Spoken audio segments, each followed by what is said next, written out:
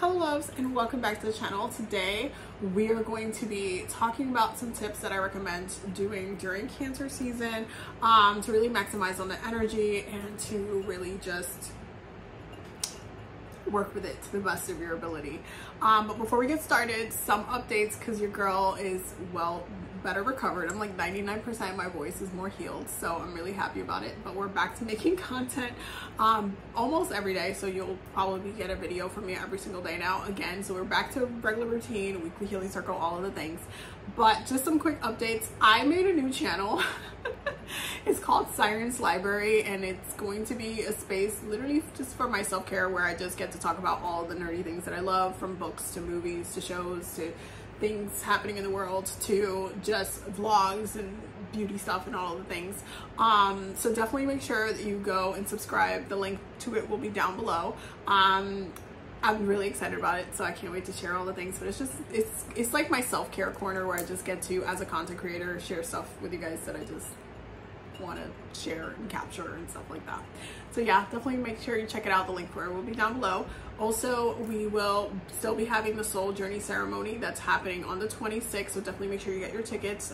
We're going to be doing some soul deep dive.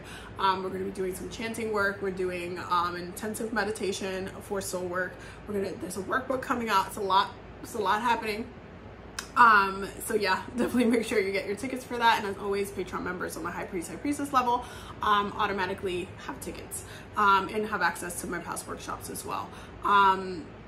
There's also this month, since I had to push everything till July because I was not, basically my voice was gone, we are going to have the 5-hour Akashic Records 5-hour intensive and the 13 octave Lahu Chi certification as well. With that being said, we're going to jump into this video. So three different things that I recommend you do during Cancer season to really maximize on the energy, for you to work with the energy to the best of your ability, and for you to really, ground yourself in your spirit and your power. The first is to listen to your intuition and to work with developing your intuition during this time, whether it be through exercises, whether it be through crystals or energy healing, whether it be through literally listening to yourself when certain things are going on and that are not the best, and certain things that are happening that are not necessarily, that require you to literally listen to yourself, or to stand up for what your gut is telling you. This is a really important time to really get comfortable and even romanticize your intuition. This is a great time to work on your spiritual development.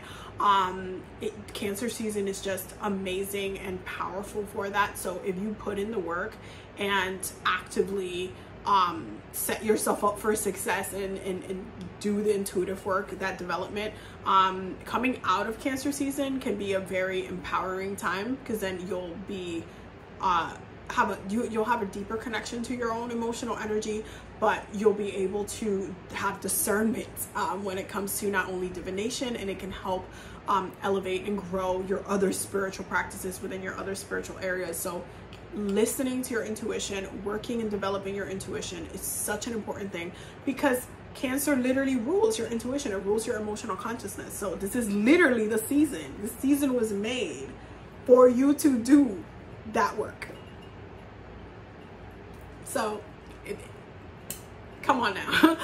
This is literally the season to work on your intuitive abilities. Like, you can do it in Scorpio season, you can do it in Pisces season, but this is the best season to do it in, due to the nourishment aspect of it, and also the self-care involved. Now, the second thing that I recommend you do during Cancer season in order to maximize on the energy is to work with the elements of water. I cannot stress it enough. Like, I literally cannot stress it enough. If you're not working with the elements of water, what are you doing? What are you doing? What are you doing? It's Cancer season. Why aren't you working with the element of water? For every time that there is a different season you want to work with the element of that season, because it's going to help you not only in your manifestations, but it's going to help you creatively. It's going to help you tap into the energy more. It's going to help you not feel like especially, you know, that jolting kind of feeling that you feel when this, like, the sun moves from one side to the other, and it's just like it's almost like this weird shift until the season kind of settles a little bit. It kind of will feel like that, like you'll feel a little bit repulsive to the energy if you're not working with it right. So this particular season, Cancer season, is not the season to be out here lighting candles like crazy. Like, yeah, I'm not saying don't light candles for your spirits. I'm saying this is more the season to work with the element of water, and work with water as the spiritual conduit and current that it is to actually work with your spirits. That includes working with your intuition. That includes working with your body. That includes staying hydrated. I cannot stress it enough. Staying hydrated. But also working with the sacred bodies of water, spending time by the ocean, spending time by the rivers, lakes. I'm not gonna lie, it's because your girl's an island girl. You could definitely go to the lake if you want to, but your girl is a flow of the water girl. So I need things to be ebbing and flowing and pushing and circulating. And lakes a lot of the time are still points of water energy. And for those who know what I mean, comment down below and let me know how lakes feels to you versus like flowing bodies of water. There's a difference. There's definitely a difference. Y'all know there's a difference. Let me know how you feel in a lake versus how you feel by the ocean, by the river. It's a different vibe. It's a different energy. There's more, like, I feel like with the lake, it's just more concentrated energy. It stills and it's not as cleansing as the flowing bodies of energy. There's a reason why the water like carves through the rocks, like when it's like by the river, when it's flowing through it, it carves through the rocks.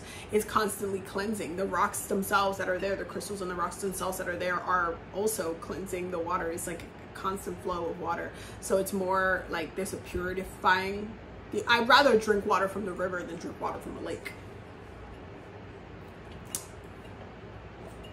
Let me know in the comments if you know what I mean, if you get what I mean, because some people are gonna get it, some people are not gonna get it.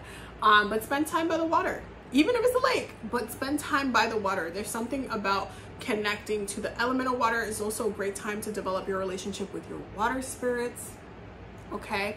And it's a great time for you to really dive deeper within your spiritual practice. Even if it's just you praying over your water before you drink it, even if it's you meditating with water, even if it's just you like being in the ocean or being at the beach and just like taking some breaths in, being in the water, allowing it to cleanse you. One of my favorite things to do in the summertime is just allowing the ocean water to just cleanse me. Like, that's the easiest spiritual bath. No tools, no herbs, no nothing. Go to the beach, put yourself in the water. Spiritual bath. Argue with your mother. Literally, it's its own spiritual bath. It is its own spiritual bath. No tools. Zero tools needed. And it just helps. It helps to clear, it helps to uplift, it helps to cleanse. You sleep like a baby in the morning. What is the problem? Where's the issue? There is none. So I highly recommend spending time in bodies of water and also working with the element of water, including your own energy levels. Make sure you are hydrated because your body is majority water as well. Make sure you're also taking care of your plants, nourishing your plants with water. That's also very important. And then my third tip, my third tip, it's really important. It's your own self-care. It's your own self-nourishment. Cancer season is the sign of nourishment. It is a sign of the mother. So if you're not nourishing yourself, if you're not having a self-care practice during this time, what are you doing? You need to make sure that you're taking care of yourself, spiritually, physically, emotionally, mentally. You need to make sure that you're okay. You need to make sure that you are spiritually safe, that you are, protected, that you're feeling comforted, that you're feeling nourished, that your energy levels are okay. If you're not doing that, what are you doing? I need answers quickly. You have to make sure that your self-care routine is on point. That includes going to therapy. That includes like just crying. Cancer season is a very emotional season. If you want to cry, cry. If you need to release, let go. If you have excess water in your body, allow yourself to cry, please. It is really important for you to make sure that your relationship with your own self-nourishment is healthy emotionally. So when we move into Leo season and it's all about pleasure and having fun and feeling good, you actually feel good because you did the work. One of the things I always say every year is that if you don't do the work in Cancer season, it's going to be harder for you to enjoy Leo season, because Leo season is all about play. But if you didn't do the work to set yourself up for that play, you're not really going to be able to enjoy it properly. So make sure your self-care routine is nourishing, comforting, that you're doing the things that you love, that you're grounding yourself how you need to ground yourself, but that you're working with yourself emotionally. So that was my 3 tips. I will see y'all in the next video. I hope you guys enjoyed this video and expect more videos coming soon. I love you guys so much.